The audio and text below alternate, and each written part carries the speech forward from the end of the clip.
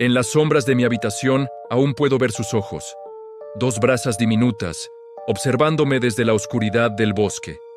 No era un animal, era algo antiguo. Todo comenzó una tarde de otoño, cuando las hojas crujían como huesos bajo los pies. Mi hermano menor, Leo, tenía solo 7 años.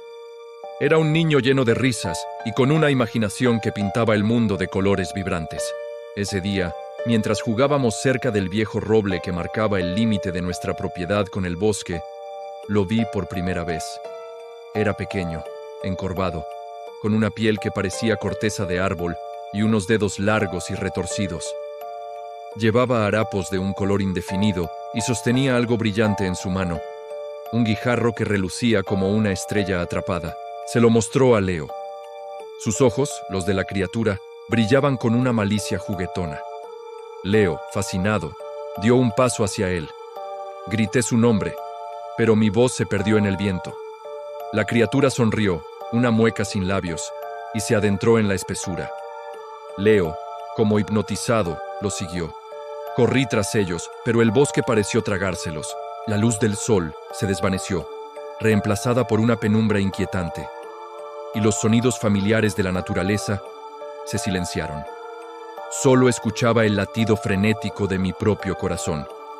Grité el nombre de Leo hasta quedarme sin aliento, pero solo el eco me respondió, burlándose de mi desesperación. Nuestros padres y los vecinos organizaron una búsqueda. Peinaron cada centímetro del bosque durante días. La policía trajo perros, pero los animales se negaban a pasar más allá del viejo roble, gimiendo y con el pelo erizado.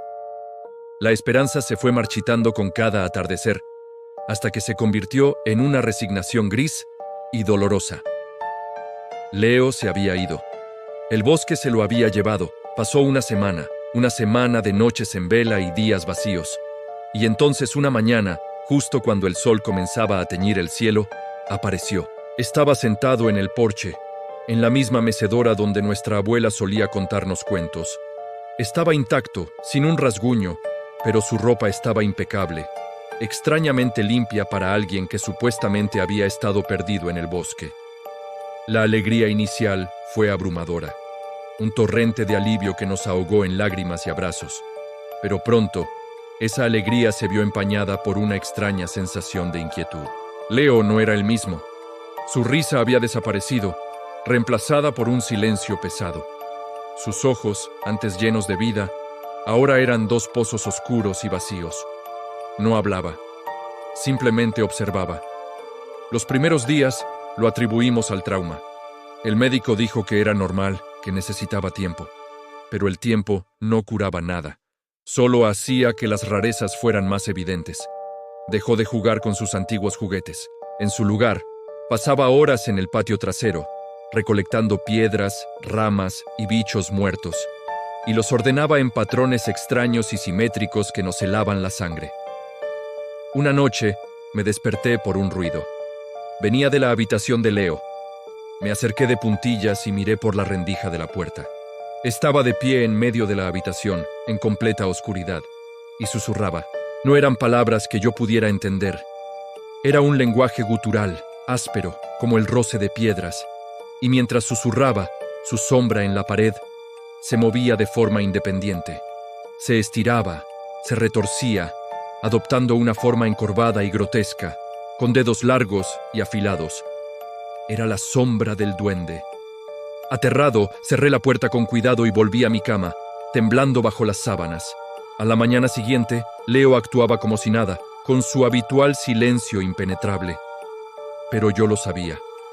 Sabía que no estaba solo en su cuerpo. La criatura del bosque, el duende, había venido con él. Las cosas empeoraron. Los animales de la granja de al lado empezaron a aparecer muertos, sin una gota de sangre en sus cuerpos.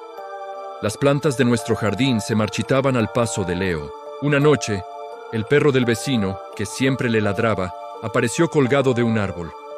Nadie podía probar nada, pero todos en el pueblo empezaron a mirarnos con miedo. Éramos la familia con el niño extraño, el niño que volvió del bosque. Mis padres vivían en una negación desesperada.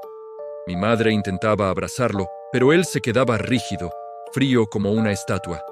Mi padre intentaba hablar con él, pero solo recibía una mirada vacía que parecía atravesarlo. Yo era el único que veía la verdad, el único que recordaba a la criatura del bosque y veía su influencia en cada acto silencioso de mi hermano. Una tarde, lo encontré en el sótano.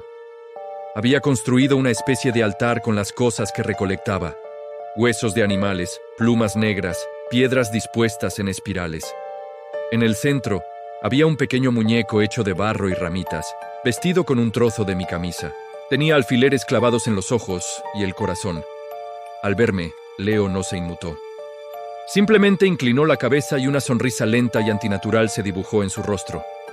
No era su sonrisa, era la mueca sin labios del duende. Salí corriendo de allí, con el pánico atenazándome la garganta. Tenía que hacer algo. Esa noche, mientras todos dormían, entré en su habitación. Él estaba de pie junto a la ventana, mirando hacia el bosque. Leo, susurré. Se giró lentamente. Por un instante, solo un instante, vi un destello de mi verdadero hermano en sus ojos, una chispa de miedo y súplica.